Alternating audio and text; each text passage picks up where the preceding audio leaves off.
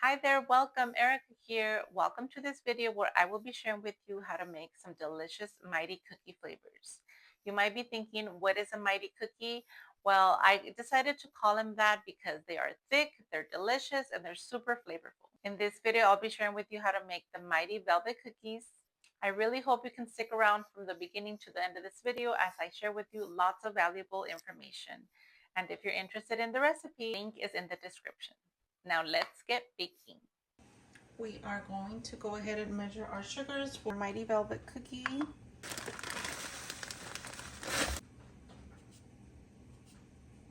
Now we are going to do our cocoa powder. And then my baking soda, baking powder, and cornstarch are all in here, as well as my salt. I'm going to whisk everything up. My cube butter is in there, and everything that we just mixed up, I'm just going to simply go ahead and add it. And I'm gonna mix it on medium. So once it's mixed for about 3 to 5 minutes, you don't want to see any like thick chunks of butter. You want them like more dispersed, and this is what we're working with right now. So for the eggs, I have placed them here and whisked them up with my vanilla. And in here, I'm gonna go ahead and add the food coloring. Make sure that you're using gel food coloring. This is my favorite brand. And what you want to do is do like 2 to 3 tablespoons. So that's like about 2 to 3 good squeezes of your food coloring. And you want to mix it up like this. Not fully, but you know, just enough. So that way when you add it into your mixture, I feel it mixes much better. Then we're going to add it in here. Start on low.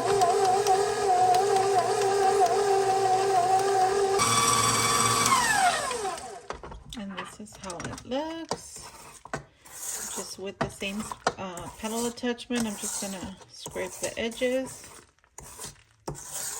making sure everything is well combined. Give it one last mix. And then we're going to go ahead and add all our flour in there.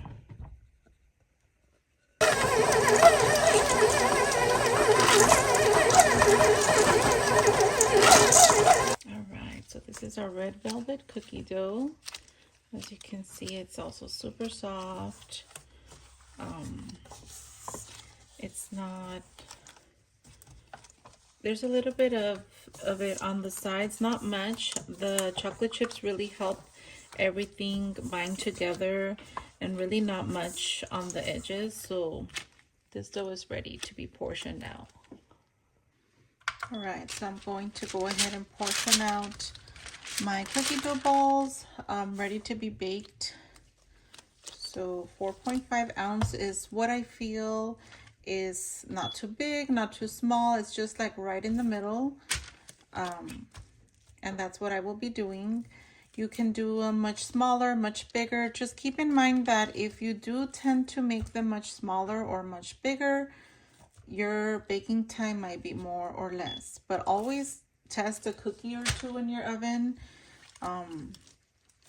to get the exact time that your cookies will be baking, as all our ovens are different. So I am done portioning them out.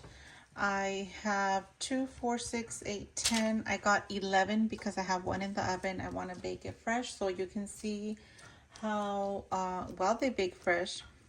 This is another recipe that you don't have to freeze in order to get that thickness. So I will be sharing that with you.